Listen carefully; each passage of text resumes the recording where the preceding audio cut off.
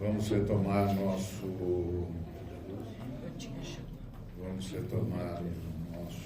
estudo de Hebreus.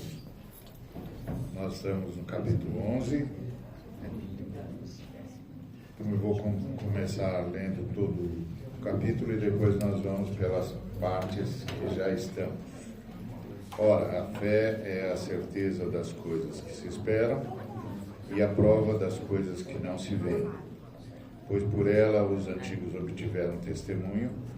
Pela fé entendemos que o universo foi aprontado pela palavra de Deus, de maneira que as coisas que se veem não foram feitas de algo visível.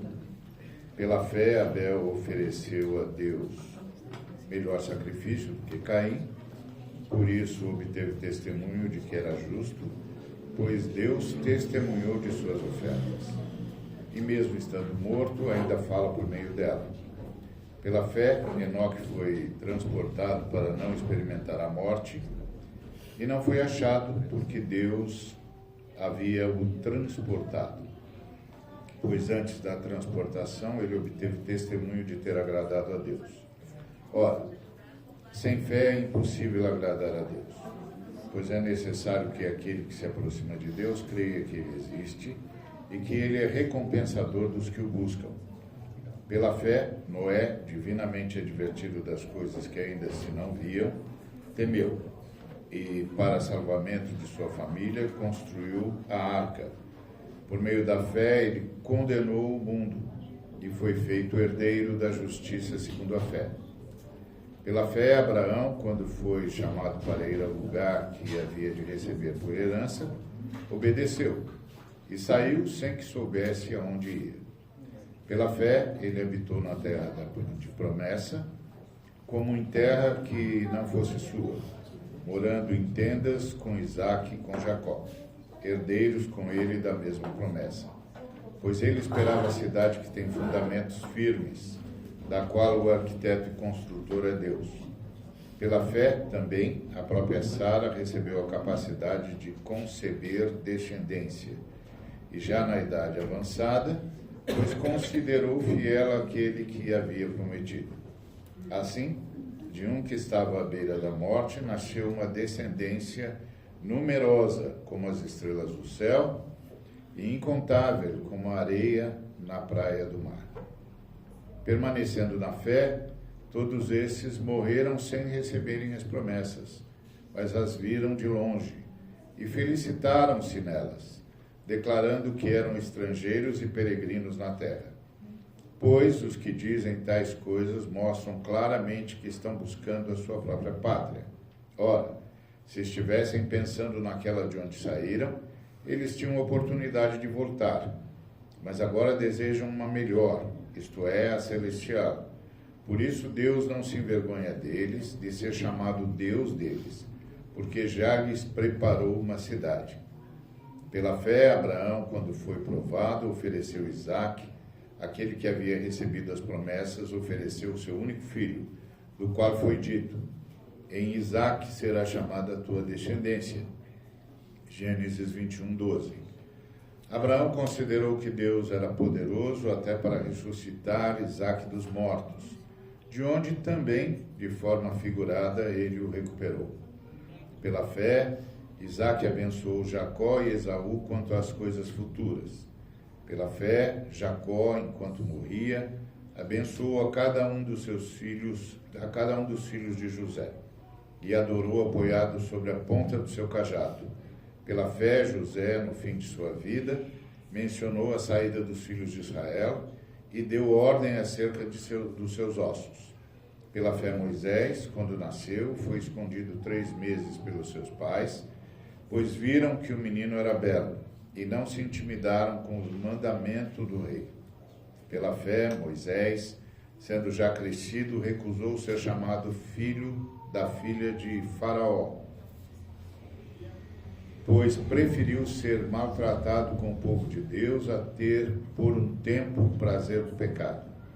Ele considerou que as humilhações por causa de Cristo eram riquezas maiores que os tesouros do Egito, pois sua atenção estava fixada na recompensa. Pela fé, Ele deixou o Egito sem temer a ira do rei, pois perseverou como que vendo aquele que é invisível. Pela fé, ele celebrou a Páscoa e o derramamento do sangue, para que o destruidor dos primogênitos não os tocasse. Pela fé, atravessaram o Mar Vermelho, como que por terra seca, o que, quando os egípcios tentaram, afogaram-se. Pela fé, os muros de Jericó caíram, depois de serem rodeados por 7 dias. Pela fé, Raabe, a prostituta, não pereceu com os incrédulos, pois acolheu em paz os espias. E que mais direi? Pois me faltará tempo se eu contar a respeito de Gideão, Baraque e também de Sansão, Jefté, Davi e também de Samuel e dos profetas.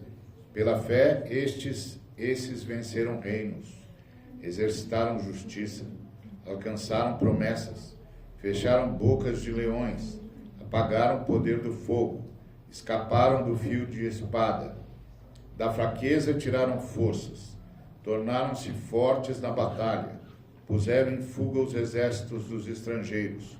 As mulheres receberam de volta os seus mortos pela ressurreição, e outros foram torturados, não aceitando a soltura para alcançarem uma melhor ressurreição. E outros experimentaram provação de insultos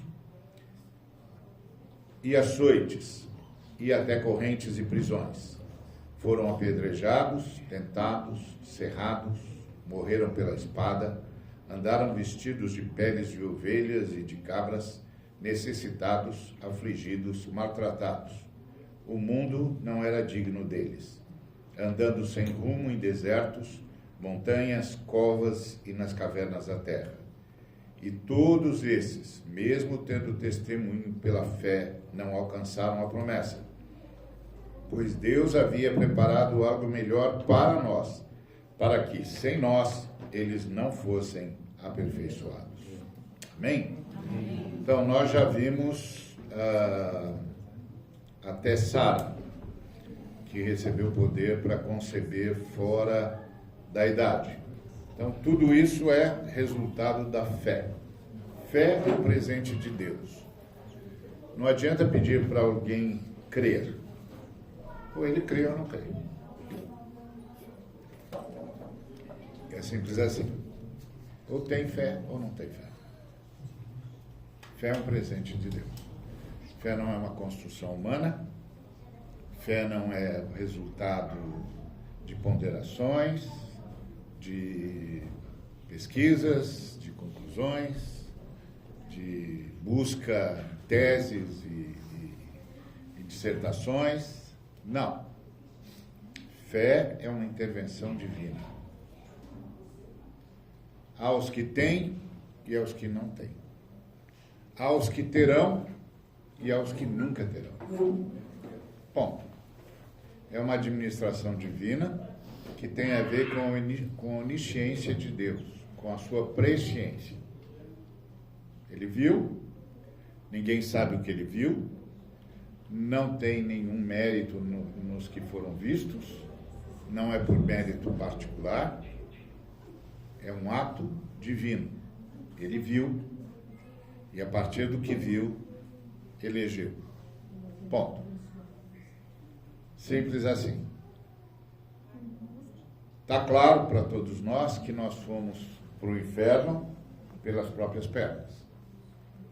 Nós não temos essa visão da dupla predestinação, porque não entendemos que haja nenhum bom motivo para Deus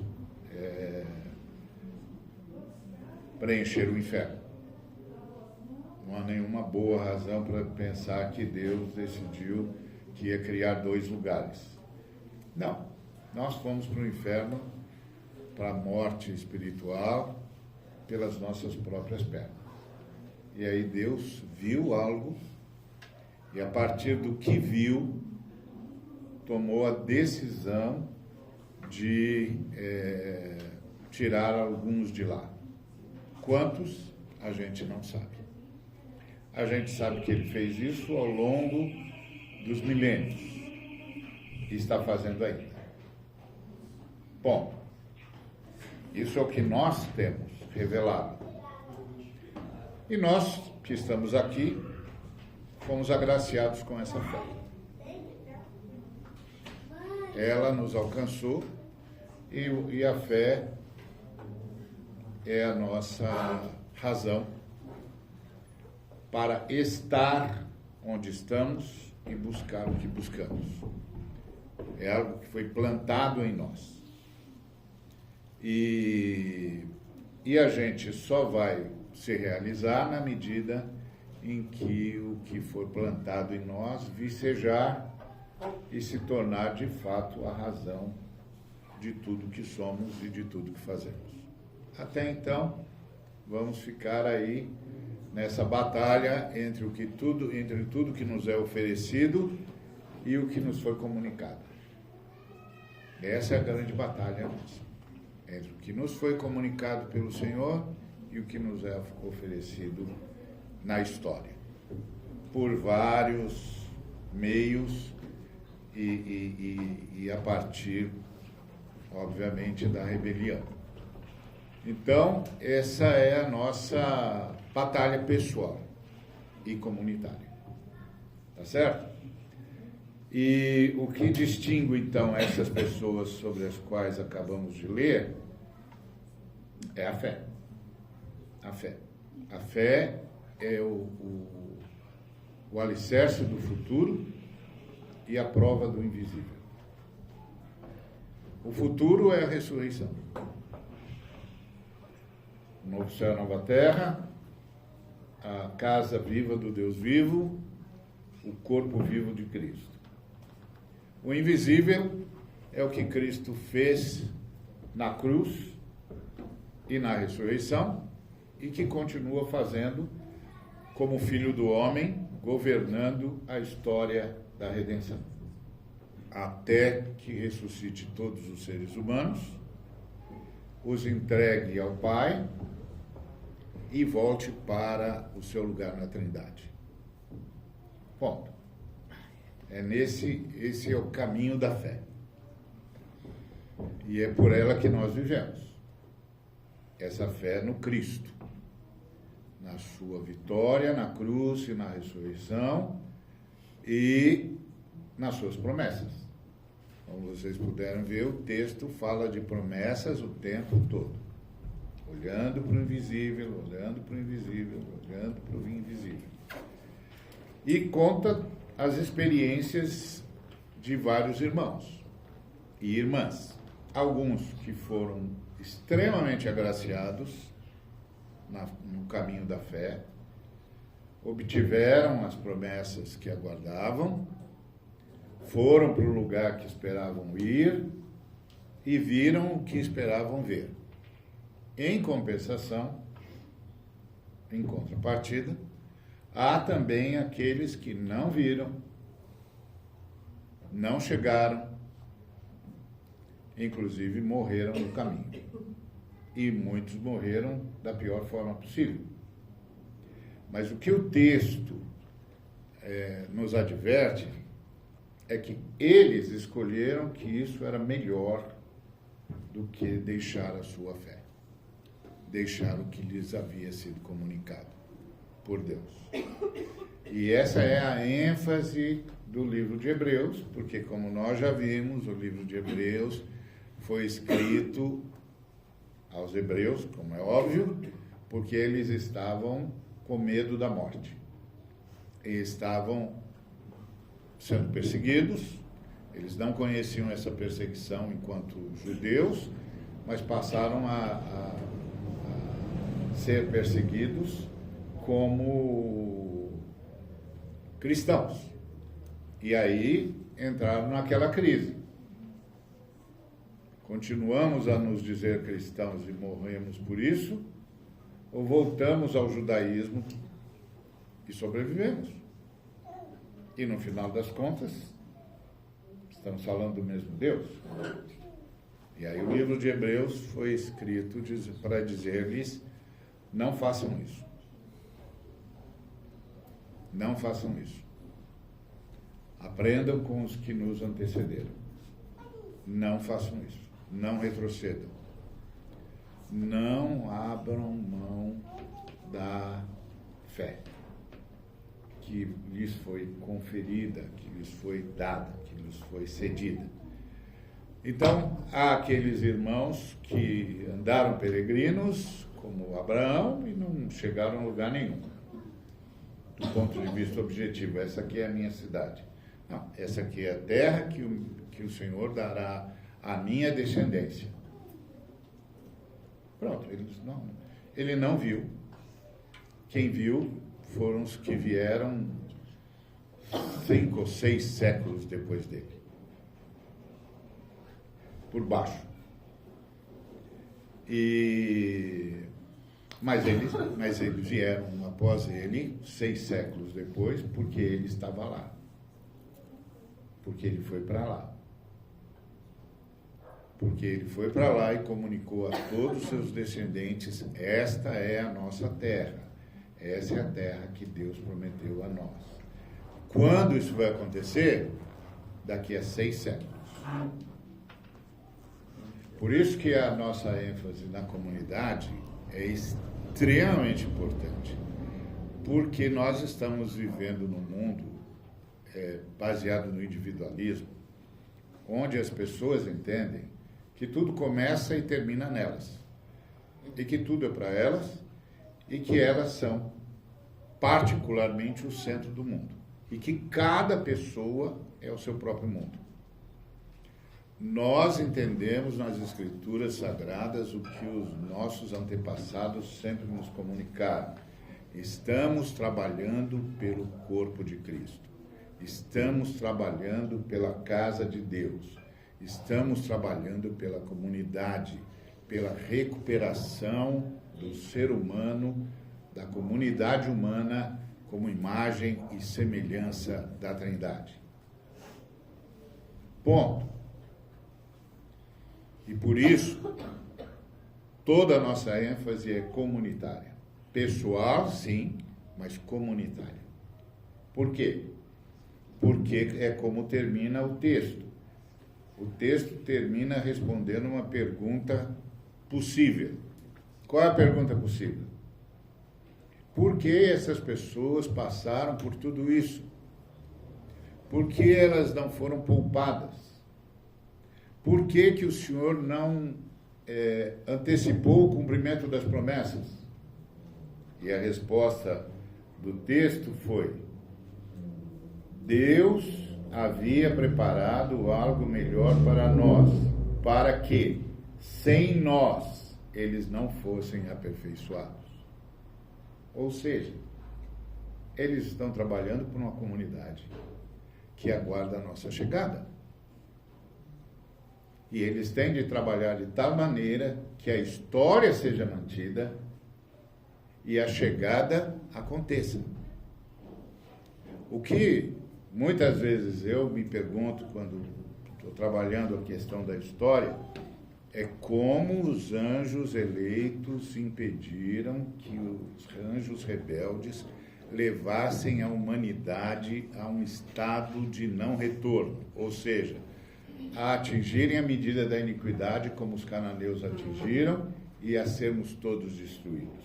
Que os anjos eleitos tiveram de fazer nas várias culturas, nos vários séculos, para impedir o fim da humanidade, a precipitação do fim da humanidade. E por que todo esse movimento de Deus?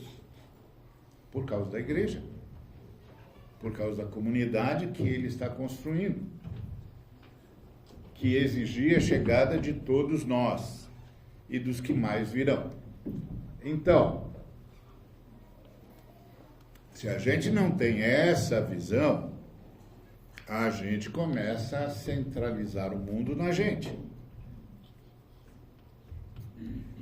E além disso, o grande problema de centralizar o mundo na gente é que a gente fica impedindo a sobrevivência de outros para sobreviver com a qualidade que acha que deve sobreviver.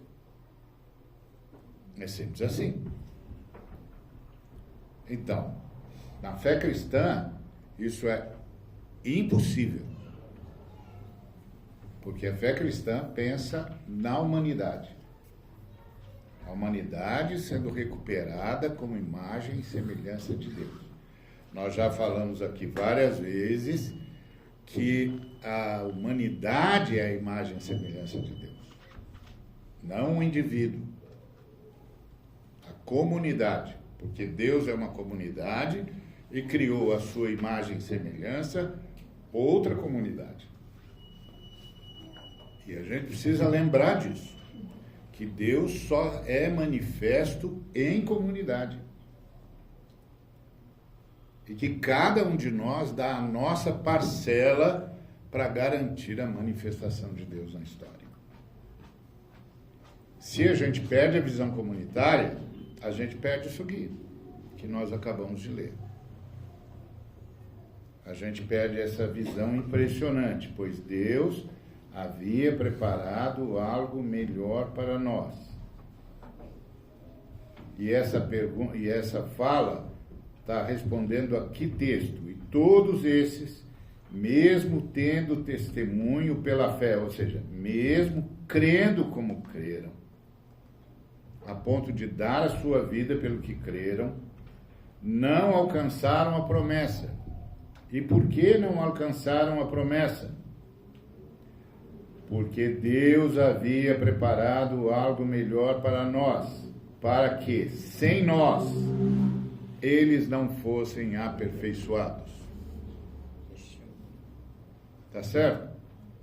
Uma vez alguém me perguntou, aqui no Brasil nós estamos trabalhando, encontrando muito essa briga pela honra à ancestralidade, né?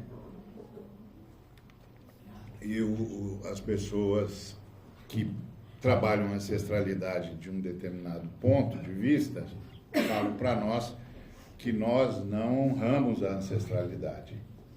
E eu sempre respondo, engano seu. Nós estamos aqui para aperfeiçoar a nossa ancestralidade. Eles aguardavam por nós. Eles viveram para que nós chegássemos na luz plena. É testemunho, né? Então nós os aperfeiçoamos. Porque nós aperfeiçoamos o seu caminho. Sim. E isso é outra perspectiva de ancestralidade. Eu já contei várias vezes a história do meu avô, que era um crápula assumido, odiado por todo mundo, com boas razões, mas que ele lá no mundo dos mortos, alguém deve falar para ele, a sua vida não serviu para nada. Para que serviu a sua vida? E ele vai poder dizer, um neto meu foi alcançado pela luz. E quando ele foi alcançado pela luz, ele justificou a minha existência. É disso que o texto está falando. Nós os aperfeiçoamos porque nós estamos indo para o dia perfeito. E nós temos essa consciência de comunidade que está aqui em Hebreus 11. Eles são aperfeiçoados em nós. Então, essa é a ideia de que nós somos o fruto de séculos de caminho. Séculos. De gente que creu. E que deu a sua vida por isso. Para que essa verdade chegasse até nós. E continuasse depois de nós. Se é que vai continuar, porque pode ser que nós sejamos a última geração, antes do arrebatamento. Pode ser, tomara. Mas o que é que os caracterizava? Eles esperavam a cidade que tem fundamentos, da qual o artífice é Deus. Exatamente. É só um antes do que você estava. Esperava a cidade que tem fundamentos, da qual o artífice é Deus. E nós também. Nós também. Nós estamos indo para a cidade que tem fundamentos. Nós não temos essa expectativa que aparece nos filmes de ficção científica sobre o futuro, em que a humanidade vai dominar absolutamente toda a tecnologia, mas não vai mudar ética e moralmente uma vírgula. Nada. Vai continuar sendo a mesma coisa. Guerra, inveja, morte, assassinato. Mesma coisa. Roubo, tudo igual. E o pessoal apresenta isso como uma evolução. Qual é a evolução?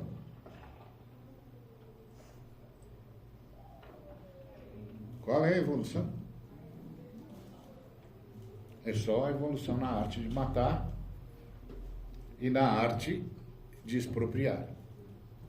Então, os que detiverem a tecnologia expropriarão os que não a detiverem. Só isso. O que mudou na humanidade? Nada. Então, você olha para todo esse sonho tecnológico possível, e cada vez mais possível, e fica pensando, afinal de contas, isso aí é o quê? É só a capacidade de matar mais rápido? De matar mais gente em menos tempo? É só a apropriação de uns em detrimento de outros? O que é isso aí? Evolução é transformação do ser humano em alguém cada vez mais parecido com Cristo, porque em Cristo a gente vê Deus como é e o ser humano como deve ser. Muito bem, irmão. Continua assim, que os galardões virão. Isso é uma questão de tempo. Ainda bem que eu conto com o Oswaldo, porque eu sei que o João ele só vem para fazer marketing, entendeu? Mas tem o Oswaldo e agora o Denis voltou. Estou de olho já. Então, aí eu sei que posso descansar na fé. Então, gente, qual é a grande questão que está posta aqui?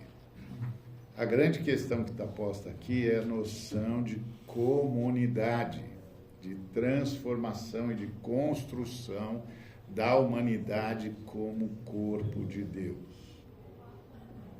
Se a gente perde a perspectiva comunitária, isso tudo dança. Por isso que os irmãos ficam constrangidos quando a música é na primeira pessoa do singular e já falam, Ari, não deu para mudar e tal. Não tem problema, quer dizer, tem problema, mas uma vez ou outra passa. Você perdoa nós. Um coração maravilhoso e tal. Passa. Mas o que eu estou tentando dizer para vocês é que é muito mais profundo. O projeto divino é um projeto humanitário e comunitário. Tá certo? Então, isso é algo que tem de mexer com a gente o tempo todo. Então, o que é que caracterizava essas pessoas? Elas esperavam a cidade que tem fundamentos. Isso é evolução para nós. A chegada da cidade que tem fundamentos. Não a mera multiplicação da tecnologia, mas a chegada de uma cidade sólida, de uma comunidade sólida, baseada na unidade, na bondade, na misericórdia, na amizade, no amor. Isso é evolução. Tá certo? Eu me lembro, já contei aqui uma vez, de um homem que virou para mim, estava muito revoltado com o que tinha acontecido no sul, lá no incêndio que matou um montão de gente, e atacando Deus o tempo todo, e virou para mim e disse, as pessoas que receberam os filhos escapados do incêndio estão dizendo graças a Deus. E as que não receberem? Que foram notificadas da morte dos seus filhos? Estão dizendo o quê? Eu disse, estão dizendo graças a Deus também. Aí ele disse, por quê? Porque Deus perdeu um filho, então Deus sabe o que eu estou sentindo. É verdade. E vai poder me ajudar. Glória a Deus. Porque ele também perdeu um filho. Aí ele falou, se o senhor pensa assim, não falar com o senhor sobre evolução é bobagem, né? Eu falei, falar comigo e com o senhor sobre evolução é bobagem. Aí ele disse assim, como comigo? Falei, o senhor não é da turma que pensa que tudo caminha para o caos? Ele disse, tudo caminha para o caos. Então, se tudo caminha para o caos, o que o senhor chama de evolução? Evolução não é se adaptar para sobreviver? Então, tem adaptação possível para sobreviver no caos? Não. E o caos não é o fim de todas as coisas? Para o senhor? Então, o que o senhor chama de evolução? Não existe. Os gorilas estão melhores do que nós, porque eles vivem bem, são pacíficos, herbívoros, vivem em família e não têm noção do caos. Então, não tem aflição. Nós não. A evolução que o senhor tanto alega só nos causou aflição e nos transformou em assassinos. Nós nos matamos o tempo todo. Então, o que o senhor chama de evolução? Aí ele levou um susto. Eu falei, olha, eu não quero expor o senhor aqui como o senhor estava tentando me expor. Só quero dizer para o senhor que a sua ciência tem 100 anos e a minha tem milênios. Então, quando o senhor estava chegando, nós já tínhamos pensado muito, já tínhamos escrito muito e já tínhamos ouvido muito. E, principalmente, já tínhamos visto muito. O senhor, por exemplo, quantas espécies o senhor viu serem extintas? Várias, não é? E quantas o senhor viu evoluir? Nenhuma. Então o senhor não tem nenhuma palavra sobre o futuro. Porque o futuro para o senhor é o caos. Eu tenho. Mas eu não vou tomar o seu tempo com isso agora. Só queria lembrar o senhor que todas as universidades que o senhor conhece, fomos nós que fundamos. Então, não vou discutir com o senhor agora, porque nós estamos aqui com os meninos, eles vieram aqui só para serem abençoados. Nós vamos abençoá-los, porque nós dois somos velhos. E os velhos podem esperar. Os meninos é que têm pressa. Então, essa lógica do mundo é que você não pode entrar. Porque eles vêm a nós com a sensação de que eles são sábios. Do quê? De que eles são sábios. E aí a gente diz, é mesmo? Então me mostra a sua sabedoria, deixa eu ver. Onde a sua sabedoria está nos levando? Então, é dessa verdade profunda de Hebreus que surge a nossa fé. Deus estava pensando em nós. Em nós como? Se o Ari não chegasse, o mundo não seria legal? Não. O Senhor estava pensando em completar a comunidade que ele viu. Porque é assim que o apóstolo Pedro começa a história. Ele começa dizendo que Deus, por sua presciência. Então ele estava pensando em completar a comunidade que ele viu.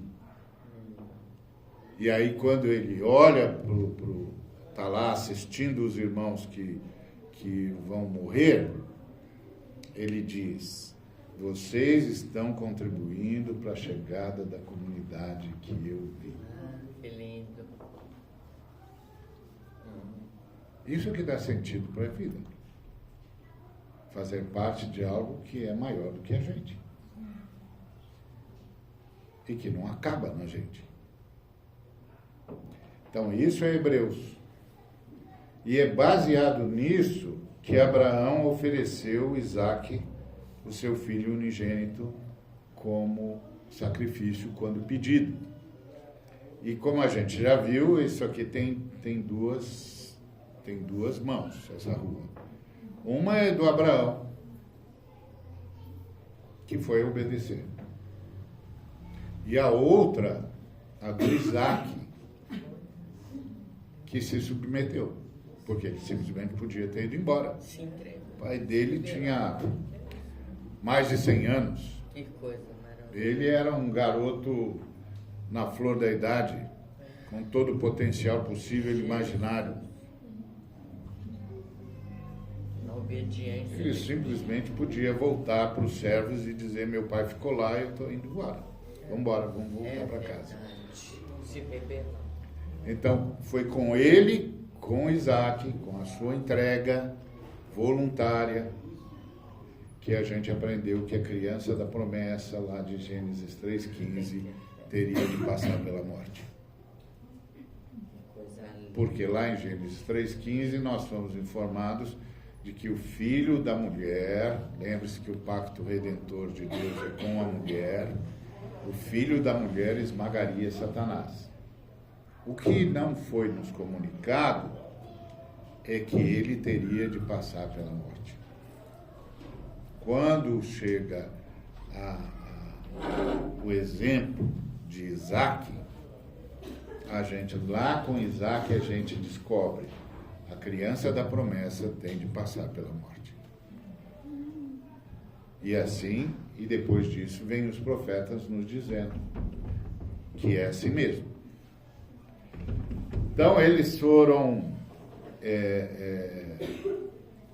artífices dessa comunidade juntamente com Deus. E isso é uma coisa que a gente tem de lembrar. Nós somos artífices juntamente com Deus dessa comunidade também. Por isso que nós fomos chamados e somos chamados de cooperadores de Deus. Nós somos cooperadores de Deus com o quê? As pessoas pensam que nós somos cooperadores de Deus com a evangelização. Não. É mais profundo do que isso. Nós somos cooperadores de Deus com a construção dessa comunidade que Jesus, que a Trindade viu. Tá certo? Então nós estamos trabalhando por algo que é maior do que nós. E na qual estaremos inseridos para sempre. E aí o texto sagrado chama-os de peregrinos e estrangeiros. Eles morreram na fé, sem terem recebido as promessas. Eles buscavam uma pátria celestial. E arremata o texto: Deus não se envergonha deles, de se chamar seu Deus, porque já lhes preparou uma cidade. Durante muito tempo, eu ouvi várias vezes os pastores, pregadores incentivando a gente jovem a não ter vergonha de ser cristão. E enquanto isso, a Bíblia estava dizendo: o problema não é se você tem ou não vergonha, ou virá a ter ou não vergonha de ser cristão.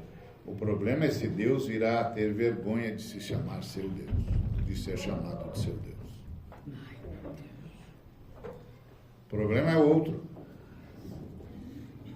O problema é outro. É verdade, pastor. Não é você que determina, é Ele que determina. O problema é outro. O problema não é se eu terei ou não vergonha de ser cristão. Às vezes eu tenho vergonha de ser evangélico mesmo. Quando eu olho que a igreja evangélica está virando, eu vou dizendo: não, me inclua fora dessa. Não, me tira desse negócio aqui, porque eu não tenho nada a ver com essa baderna aqui. Mas nunca, jamais vergonha de ser cristão. Não. Estamos falando de Jesus Cristo, o Senhor. Aqui não. Aqui nós não vamos entrar em conversa. Aqui não tem conversa. Estamos falando do Senhor. E aí por quê? Porque a minha questão é Deus não se envergonhar de eu lhe chamar de meu Deus. Tá certo? E qual é a prova que eu tenho de que ele não se envergonha? É que ele preparou uma cidade na qual eu também vou participar. E eu tenho essa expectativa. Essa expectativa de ir para essa cidade. E essa expectativa moveu os patriarcas, Isaac, Jacó e José. O Isaac abençoou Jacó e Esaú quanto ao futuro. O futuro de Esaú não era dos melhores, mas é o caminho de Deus. E Jacó abençoou os seus filhos e os filhos de José. E José falou da sua saída do Egito e de seus ossos. José é uma figura extraordinária, porque ele deveria ser apenas uma das tribos e se tornou 2 tribos. Porque José foi o primeiro camarada que de fato levou toda uma comunidade humana a considerar o inapelável, a um só Deus, o Eterno. Ponto. É Ele que está falando com vocês através dessa intempérie. Só há um Deus. Ponto.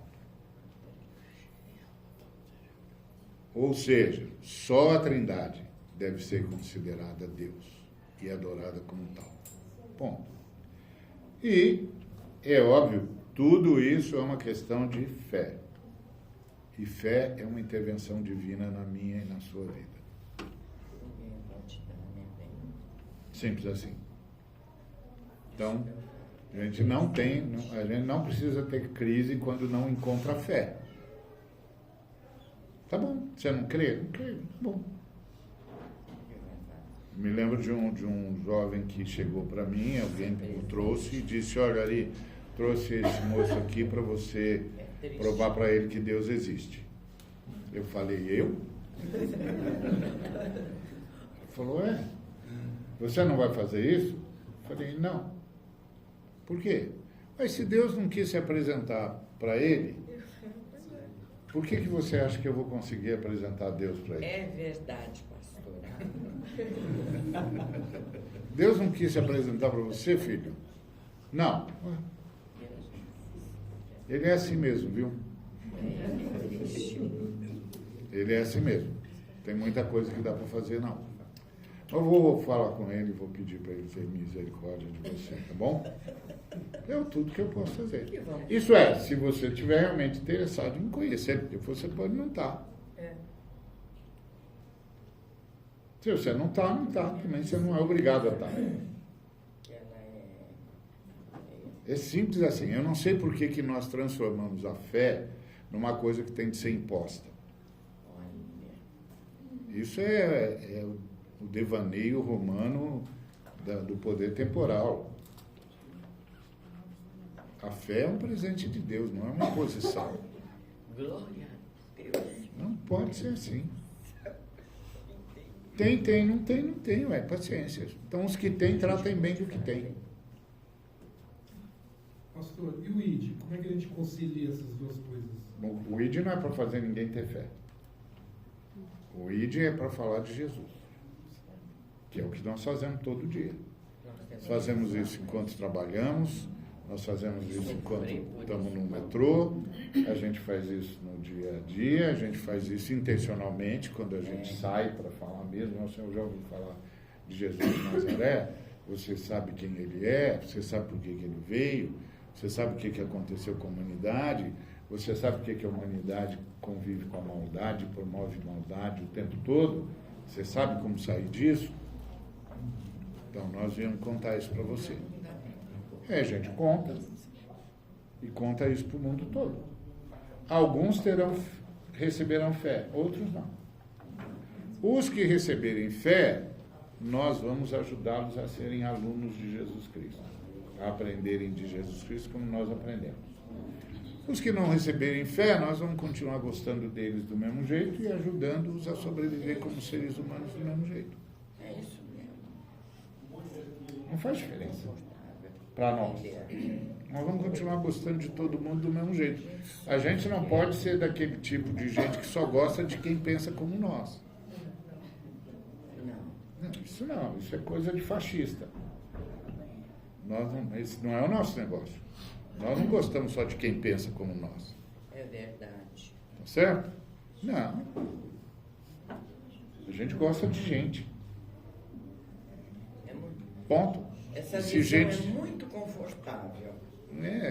Traz até alegria para a gente. Ainda bem, mano. Não é verdade, pastor. O senhor abriu uma coisa hoje interessante a respeito disso. Amém. Então isso tem que ficar claro para nós. Por isso a gente está aí prestando serviço o tempo todo. E essa prestação de serviço também é testemunhar. E falar e testemunhar e pronto. Se surgir fé, surgiu. Agora, gostar, a gente gosta de todo mundo. Acha todo mundo legal. Eu acho o Danilo legal, embora ele seja São Paulino, que toda vez que eu encontro com ele, aconteceu algum embate entre São Paulo e Palmeiras. Ontem, inclusive, nós perdemos. Então, aí ele vem. Já percebi isso. Eu percebi isso. Ele fala, agora eu vou lá pro Ari se lembrar quem é que está mandando na história. Não tem problema.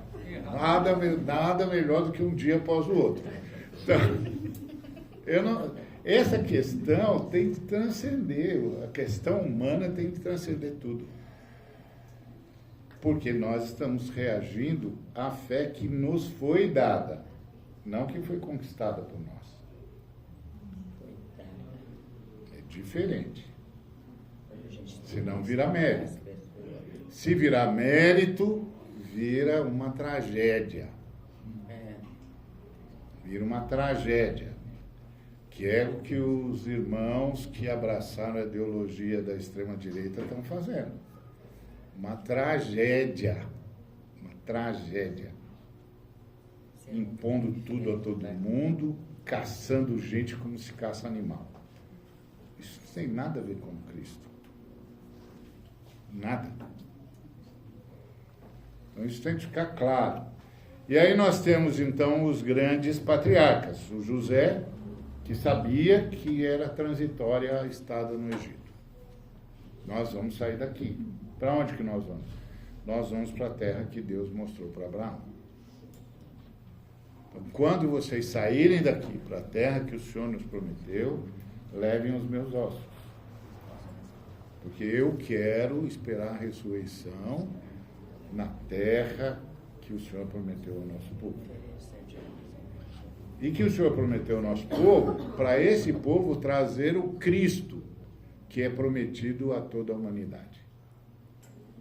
Tá certo? Isso tem que ficar muito claro. Tem projeto. Tem um projeto nas Escrituras, centralizado na pessoa do Cristo.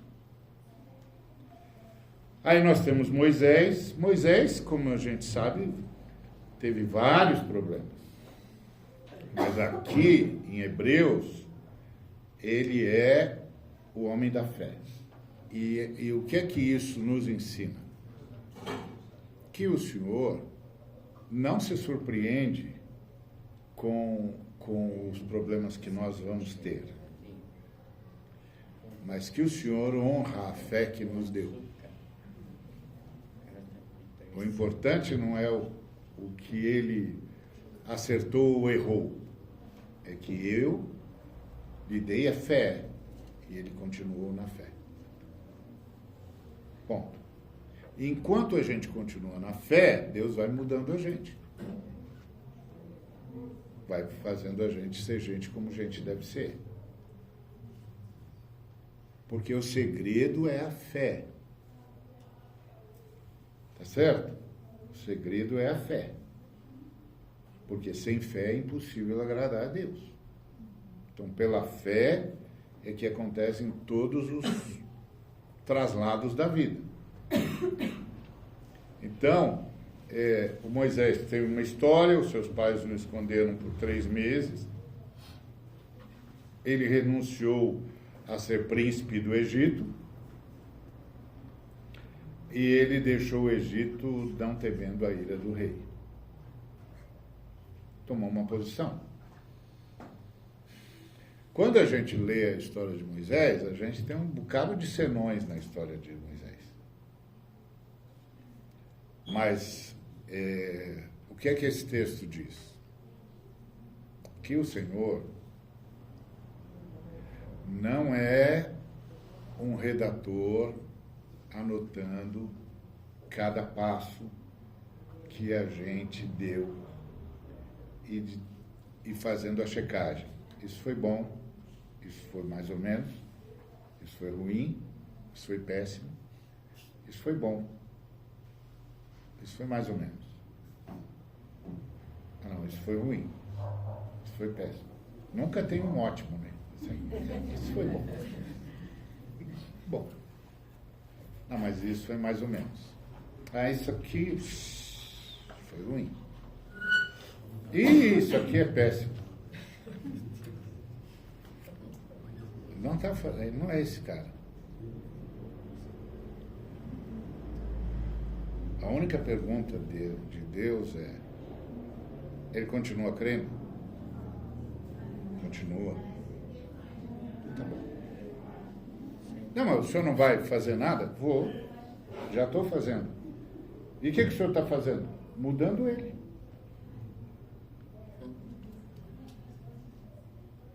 Devagarinho. Eu vou mudando. Ele vai mudar. Porque ele crê. E à medida em que ele crê, ele mantém a porta aberta para eu transformá-lo e eu vou transformando. E é o que eu estou fazendo. E amanhã ele será diferente de hoje. Porque isso é a fé. Isso é fé. Quem fica fazendo esse tipo de triagem somos nós, não é Deus, não. Não é Deus, não. A gente, por exemplo, tem uma bronca do Gideão. O Gideão começou bem, terminou muito mal. Mandou fazer uma estátua de si mesmo, coisa de louco. Mas quando você chega aqui em Hebreus, o Gideão está aqui. E a gente diz: o Gideão? O Gideão? Aquele idólatra? Por aí também fazendo, né, Ari, hoje em dia? Não é? Tem um cara até fazendo o templo de Salomão. Outro botando fotinho. Outro fazendo estátua. Outro fazendo estátua mesmo. Então, qual é a nossa única esperança em relação a eles? Que eles tenham alguma fé. É difícil perceber, claro. Mas, ok. Não são os nossos olhos que prescrutam isso. Mas que é difícil perceber. Uma vez eu disse para um camarada, falou: olha, não sei se Jesus diz que você é filho dele, mas você não consegue passar isso para mim de jeito nenhum. E olha que você me pegou num dia com muito boa vontade, mas você não consegue me passar isso. Mas tudo bem. Se você diz que ele fala, né? Quem sou eu para dizer que você mentiu? Mas que não parece, não parece. E a pessoa pode perder essa fé? A história diz que alguns perderam. A gente não sabe se eles perderam ou nunca tiveram. Mas mas a gente sabe que eles estavam entre nós e não estão mais. Vai ficar sempre a dúvida, né? Fica sempre a dúvida. É isso mesmo. Uma vida sem dúvida é chata. Tem que ter dúvida mesmo. Até porque não tem nada mais chato do que gente que é dono da verdade. Não, tem sempre que ter dúvida. Mas é bem assim. Se não for bem, é quase isso. E assim vamos todos dependendo do Senhor. Por isso que todas as orações são necessárias. E as orações de todos são necessárias. Então, o Moisés, a gente acha que ele tem um montão de problema, mas o texto descreve o fim da vida dele assim: escolhendo antes ser maltratado com o povo de Deus do que ter o desfrute do pecado. Olha só. E baseado nessa fé, celebrou a Páscoa, a aspersão do sangue e pronto. E depois ele pula para Israel e Jericó, atravessaram o Mar Vermelho, os muros de Jericó caíram e a Raabe, que não pereceu com os incrédulos. Eu gosto dessas citações femininas na Bíblia, porque nós estamos assistindo uma nova onda de misoginia entre os evangélicos. Então é sempre bom lembrar que o Senhor fez um pacto de redenção, fez o pacto de redenção com a mulher. E que o grande destaque nas Escrituras são as mulheres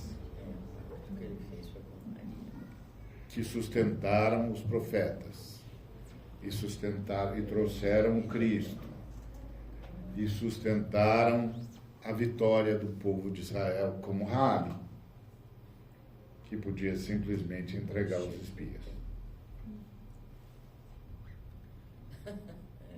Simples assim. Ai, como nosso Deus não é preconceito. Simples assim.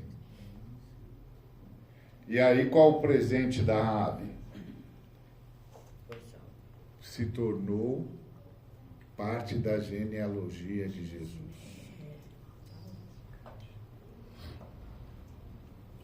Por isso, é muito bom não cair na tentação de ser dono de Deus, pelo amor de Deus. Porque você nunca sabe o quanto ele vai surpreender você, como, por exemplo, pegar uma meretriz cultural, idólatra, e transformar em ascendente de Jesus de Nazaré, o Cristo, verdadeiramente Deus e verdadeiramente homem. E aí você diz, ué o quê? Todos pecaram e carecem da glória de Deus. Todos somos iguais. Então depende de Deus ter misericórdia. Jesus falou, né, que as meretrizes iam preceder os... É verdade, Jesus levou esse negócio até o fim. Ele foi exagerou. É isso mesmo, Eu vou ficar com ele. Jesus exagerou. Os fariseus disseram, não, peraí, também não precisava tudo isso. Não é? Mas, no final das contas, Jesus tem razão. Sempre. Então, você está percebendo? E aí os outros heróis da fé, juízes como juízes, profetas, reis, Gideão, Baraque, Sansão, Jefité, Davi, Samuel, os profetas, tudo pela fé. Venceram reinos, praticaram justiça, alcançaram promessas. É importante a gente lembrar que a prática da justiça é um ato de fé. É inadmissível uma pessoa que diz que tem fé e apoia a injustiça. Inadmissível. Isso não existe. Se você tem fé, você é um promotor da justiça. Ponto. Não importa se a injustiça é feita por gente que se diz cristão ou não. Injustiça é injustiça. E a fé exige justiça. Porque a fé parte da igualdade. Todos somos iguais. Ponto. E há certas coisas que a gente não trabalha, porque a gente tem dificuldade de perceber que se é injusto não é de fé, é de incredulidade. Por que é de incredulidade? Porque você não diz que Deus é o justo juiz de toda a terra, como nos ensinou Abraão? Então, se você opta pela injustiça, você não acredita nesse Deus. Você tem outro Deus. Porque esse Deus é justo. Então, se você crê no Deus que é justo, você faz justiça. É o fruto da justiça. Simples. Você luta pelo direito. Você estabelece a verdade como paradigma. E isso é extremamente importante. E a gente tem de guardar isso o tempo todo no coração. Eu lembro, estava falando aí com o Obed, quando eu estive na África, em Moçambique, eles me levaram para dar aula no Seminário Batista. E aí eu comecei a falar, fui lá para dar aula sobre missão. E aí tinha a posição do irmão da África do Sul e tinha a minha posição. Eu dizendo, não, eu não concordo com o irmão da África do Sul, não acho que a nossa missão é transformar o mundo, mas é levar o mundo ao conhecimento da salvação, e é esse conhecimento da salvação que transforma. Mas isso pode ser até uma simples nuance. Não é? Mas como nós dois somos teólogos, então é assim, os teólogos se afirmam nas nuances. Senão não tem graça. Tá certo? A gente se afirma nas nuances, senão não tem graça. Então, e aí eu me lembro que eu disse assim, pois é, quando a fé judaico-cristã saiu da África para o mundo, aí eu vi que os irmãos levaram um susto. Eu falei, por que vocês estão assustados? Ele falou, como assim da África? Da África, Jesus era africano, tudo isso aqui era África. Então, quando a fé judaico-cristã saiu da África para o mundo, nós, do outro lado do mundo, que nem sabíamos de Deus, fomos confrontados com a nossa idolatria.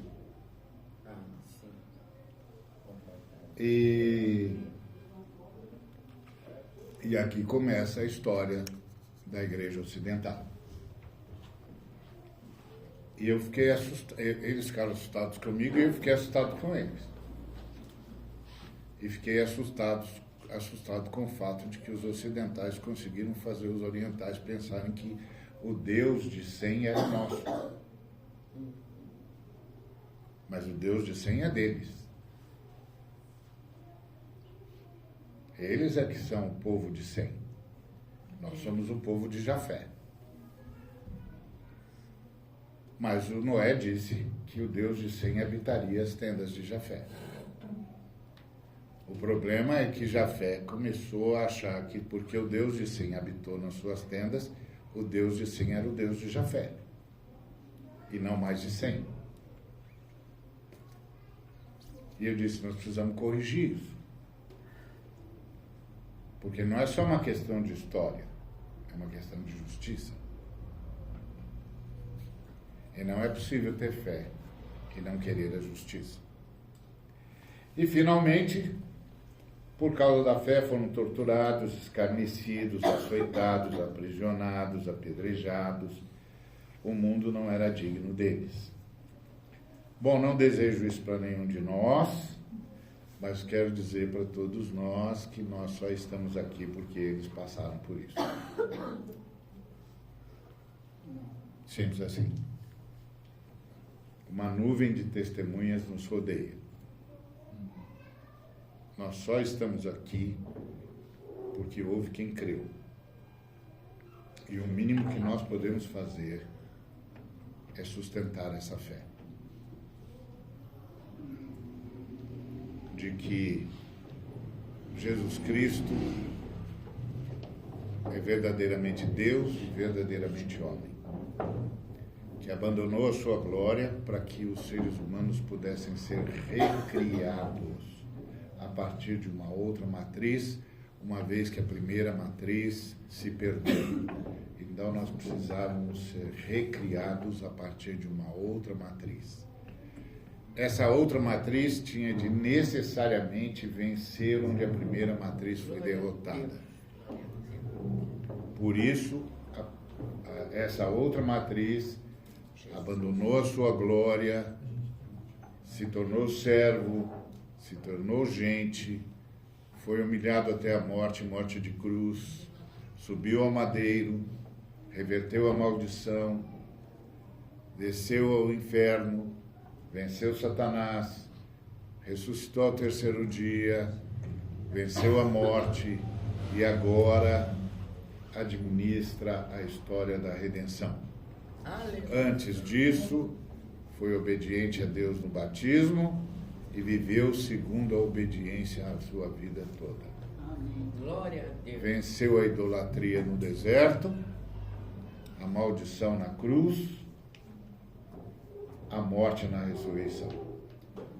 Por isso se tornou uma nova matriz para a humanidade. E o Senhor salva cada pessoa, tirando-a da antiga matriz e passando para a nova matriz, que é Jesus de Nazaré, verdadeiramente Deus, verdadeiramente homem. Isso acontece com você e comigo quando a fé chega a nós. A fé chega trazendo todo esse conteúdo. Por isso, pela graça, somos salvos mediante a fé. E isso não vem de nós. É presente de Deus. Não por nossas obras, para que ninguém se glorie. Amém? Amém. Então, que a graça de nosso Senhor e Salvador Jesus Cristo, a unidade da Trindade, a comunhão materna do Espírito Santo, a cura de Jesus, seja com cada um dos irmãos e irmãs, com todo o povo de Deus, e que alcance toda a humanidade como Deus prometeu a Abraão. Amém.